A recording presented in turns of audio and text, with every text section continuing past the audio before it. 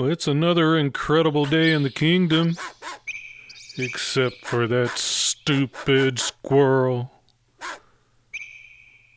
Let's head into the dungeon. Art happens here.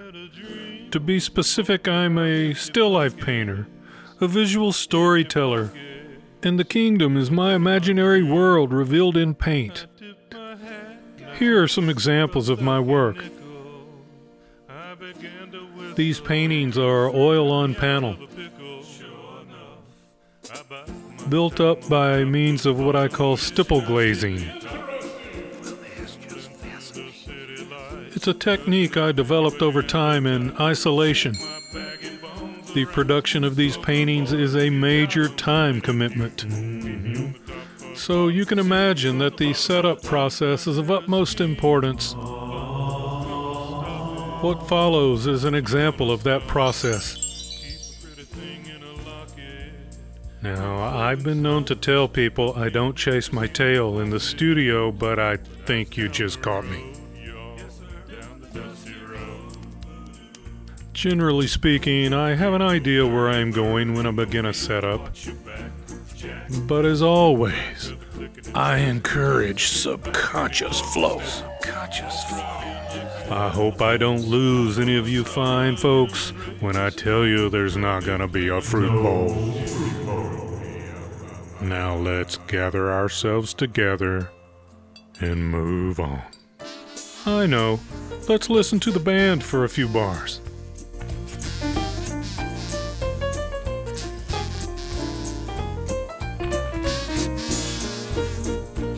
This painting will be vertical, 20 by 16 inches. It's typical for me to work on 3 still lifes at a time. Pardon me, I gotta break out in a couple of dance moves.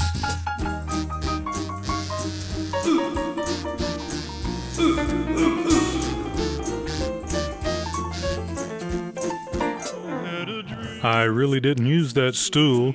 These are my stretchy arms. Stuff and more stuff. Here we go.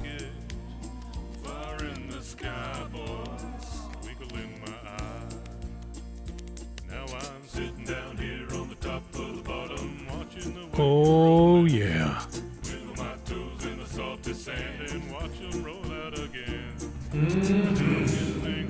Tasty as a seafood platter when nothing's overcooked. Know what I mean? Oh, yeah.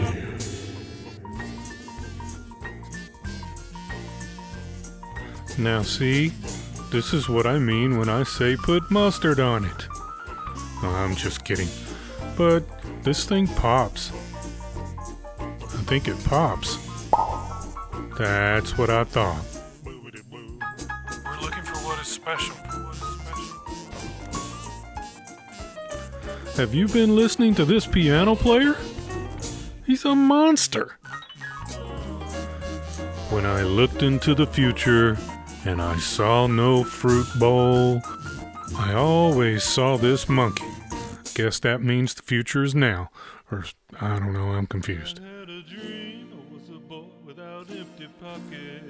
It looks like Mr. Monkey and his bandmates are gonna head out to the street for some performing. A little busking.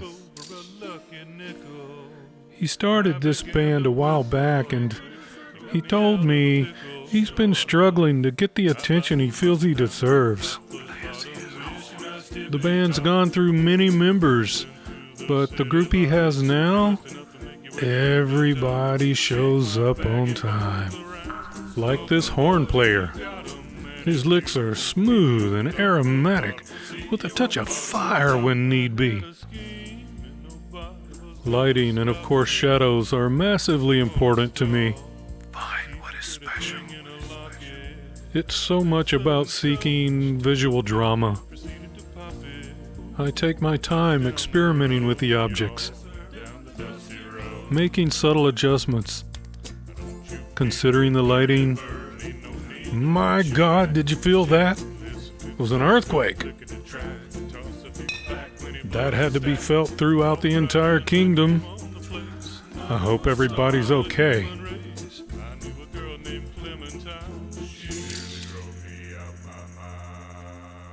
There's the visual drama. And who would have ever suspected I composed in another triangle shape? Sure did.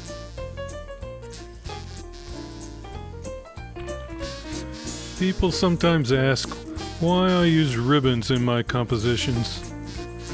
And part of that is for metaphor. They can represent a bloodline or a lifeline, for example. But from a purely visual standpoint, it's an opportunity to add a just lyrical line to the composition. Hey! I'm talking here! This setup does not need an 8-track tape of Engelbert Humperdinck. Let's let that be a learning lesson. Point being, all objects in a setup must earn the right to exist there. I heard that. They must fit the context, Tell it. be interesting content, Right on. but ultimately satisfy an aesthetic need.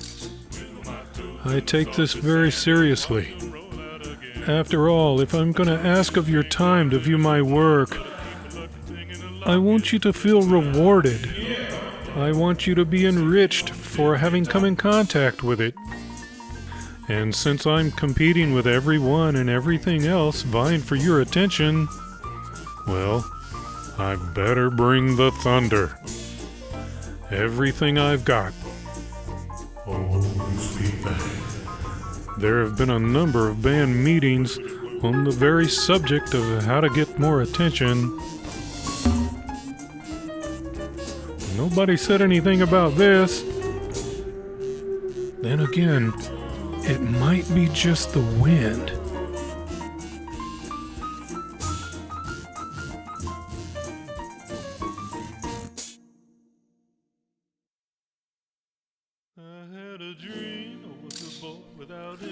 I'm not exactly sure what to make of this, but I bet they draw a crowd. I mean, I'm gonna go see them for the music.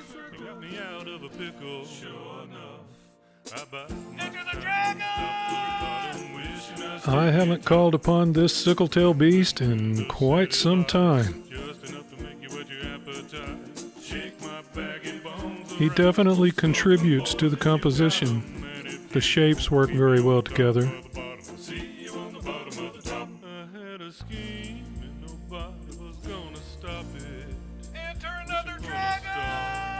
There's no shortcut for experimentation.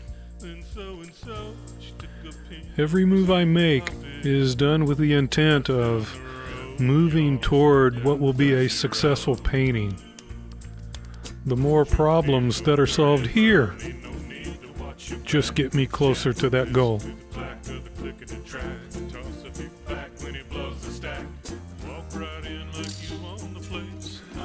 I could absolutely produce a painting from this.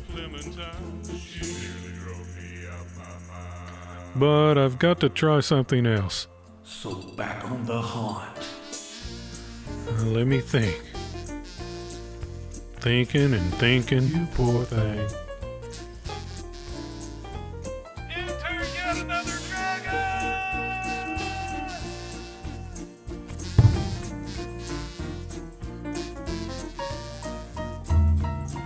I like it.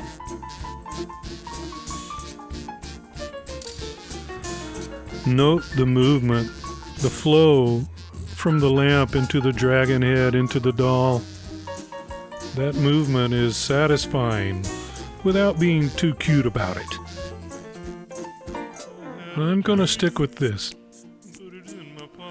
Now that I'm zeroing in on the content, I'm going to double check the light. I'm always looking for the sweet spot, where the highlights are most delicious and the shadows are most interesting.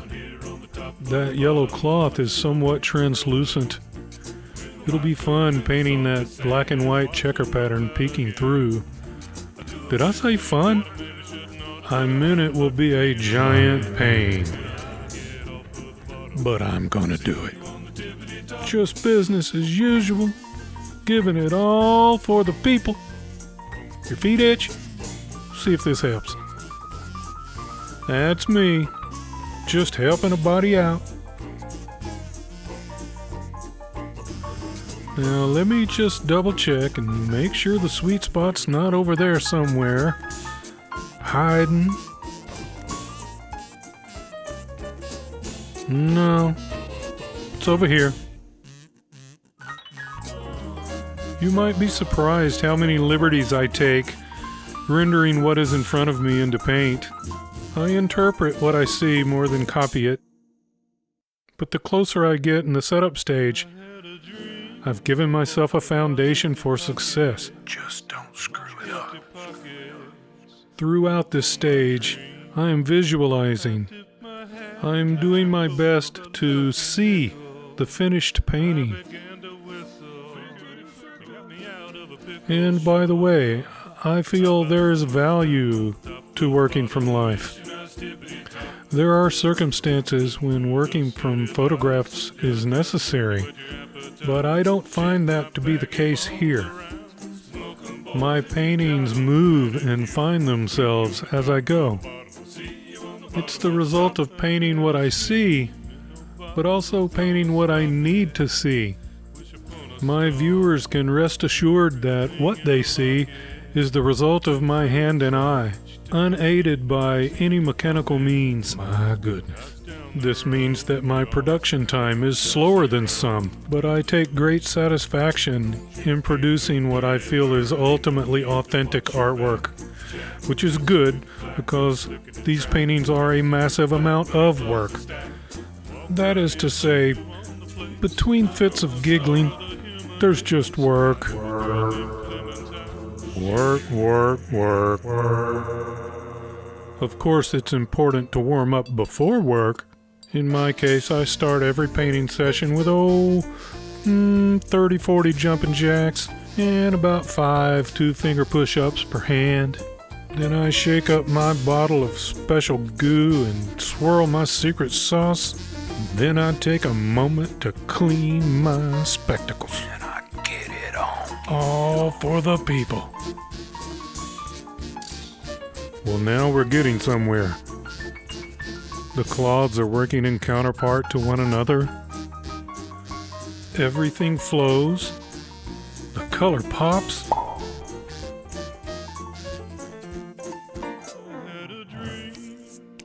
I can absolutely work with this. Just don't screw it up. But how about a little something that just may increase their chances? After all, performance is risk-taking. I don't mean you, squirrel.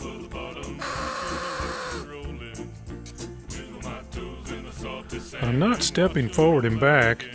I'm doing my turkey neck. Gobble, gobble.